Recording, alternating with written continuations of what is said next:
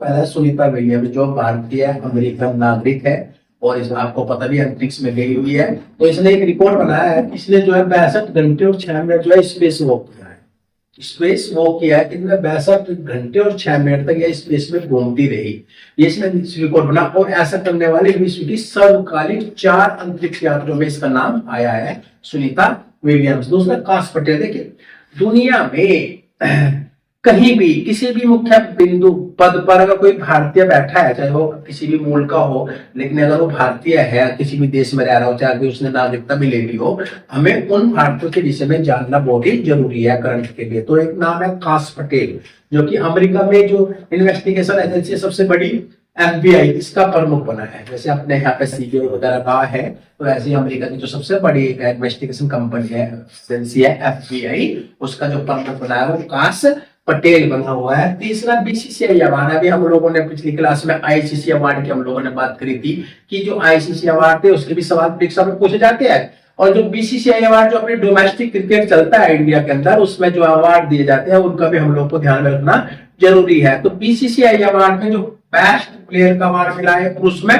वो वही जसप्रीत बुमराह, जो कि ICC का अवार्ड भी जिसको मिला है, और महिलाओं में स्मृति मंधाना। दोनों सेम है, क्योंकि वहां पर भी ICC के अवार्ड भी इनको मिले हैं, BCCI के भी अवार्ड इनको मिले हैं। तो कोई कंफ्यूजन की स्थिति नहीं होनी चाहिए, चाहे वो ICC के सवाल पूछे आपसे, चाहे BCCI के सवाल पूछे, तो दोनों यही प्लेयर है। पुरुष में जसप्रीत बुमराह है और महिला में स्मृति मंधाना है। एक प्लेयर होता है पदार्पण प्लेयर, जिसने शुरुआत में आते ही अपने आप को इफेक्ट डाला हो क्रिकेट पर, उसका अवार्ड मिला है सरफराज खान को मिला है। ये टेस्ट प्लेयर है, मुंबई की तरफ से खेलता है, और इसने जो है आधे टेस्ट मैच में जो शतक लगाया था, तो इससे जो है उदयमान खिलाड़ी या पदार्पण खिलाड़ी का अवार्ड इसको मिला है। सबसे बेस्ट बोर्ड का अवार्ड किसको मिला है? मुंबई क्रिकेट से बेस्ट बोर्ड का अवार्ड मिला है।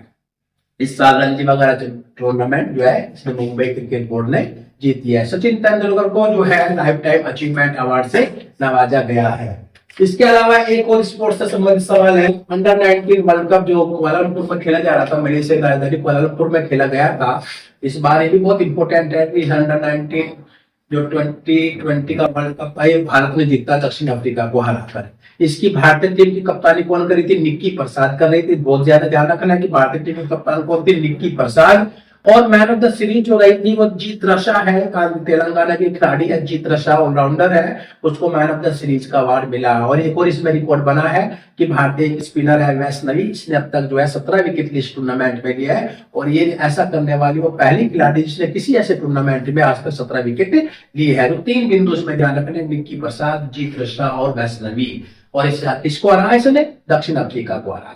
अभी एक और चौंकाने वाली घटना हुई शतरंज के खेल में। अभी युवा चैंपियन में था डी गुकेश, उसे भारतीय नहीं प्रागनंदा ने टाटा मास्टर्स स्किल टूर्नामेंट जो कि नीदरलैंड्स में खेली गई है, उसमें डी गुकेश को हराया।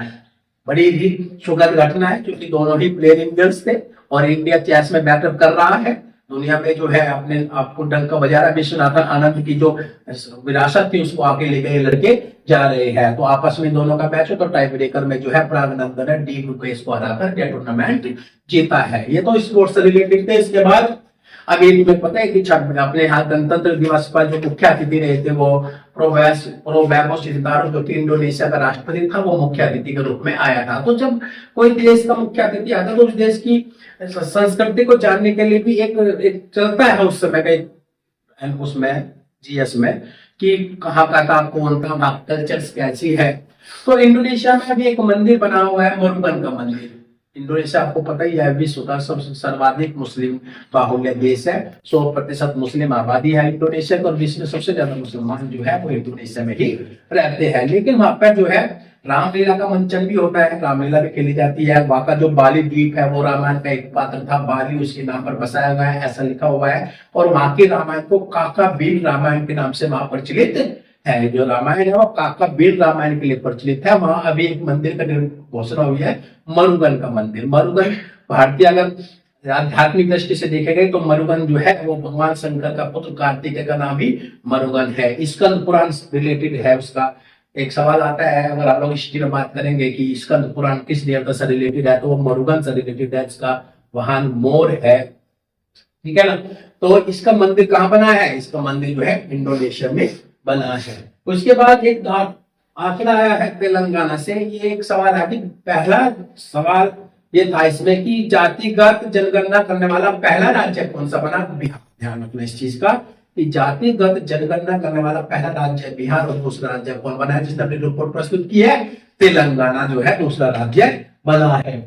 अभी ट्रंप गद्दी पर बैठा 20 जनवरी को अमेरिका की, और उसने जो है हिला कर गिर दिया है इसको, क्योंकि उसने आर्थिक युद्ध की घोषणा एक तरह से कर दी है। और उसने जो है बैठते ही क्या किया कि कनाडा, मैक्सिको और चीन पर जो है शुल्क बढ़ा दिया। कनाडा और मैक्सिको पर 25% और चीन पर 10% शुल्क उसने बढ़ा दिया। और अभी कल की न्यूज थी कि भारतीय जो है प्रवासी अमेरिका में रह रहे थे 18,000 प्रवासियों को वापिस भारत भेज रहा है अपने एयरफोर्स सिस्टम के तहत। कि आप जो है ये भारतीय विदेश मंत्री से बात हुई थी अभी जब गया था, तो कि जो है प्रवासी है जो विदाउट वीजा लेके हमारे आ रहे हैं उनका जो है वापस बुलाइए। तो 18,000 भारतीय वहां से वापस आ रहे हैं। एक और इम्पोर्टेंट सवाल, कुंभ चल रहा है, कुंभ चल रहा है तो एक सवाल आ सकता है कि किस देश का राजा या प्रधानमंत्री या राष्ट्रपति कुंभ में नहाने के लिए आया है? तो नाम ज्ञान का बच्चों ध्यान रखना इस चीज का।